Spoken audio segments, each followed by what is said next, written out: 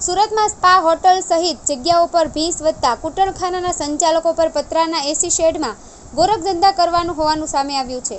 સરથાણા વિસ્તારમાં આવેલા canal road પર મજિસ્ટ્રિકા રેસિડેન્સીની બાજુમાં પતરાના શેડમાં પાર્ટીશન પાડીને કૂટણખાનું ચલાવવામાં આવતું હતું, જેમાંથી 2 લલનાને ઝડપીને સંચાલક અને માલિકને વોન્ટેડ જાહેર કરાયા છે।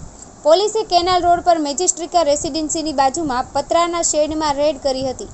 દિનેશ પોપટ હરખાણી નામના શખ્સે આ ડોમમાં ઓનલાઈન સાડીના ધંધાની આડમાં કૂટણખાનું શરૂ કર્યું હોવાની બાતમી મળી હતી। પોલીસે ડમી ગ્રાહકને મોકલ્યો હતો।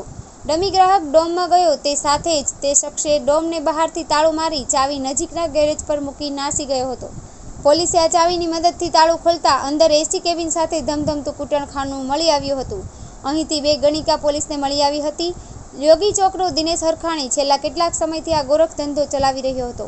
ગ્રાહક દીઠ 1000 રૂપિયા વસૂલવામાં આવતા હતા, જેમાંથી ગણિકાને 500 રૂપિયા મળતા હતા, ત્યારે દિનેશ કમિશન પેટે 500 રૂપિયા રાખી લેતો હતો। પોલીસને કે અન્ય કોઈ વ્યક્તિને શંકા ન જાય તે માટે સંચાલક તરીકે રાખવામાં આવેલો ભાવેશ સાકરિયા ગ્રાહક અંદર જાય તે સાથે જ બહારથી તાળું મારી દેતો હતો।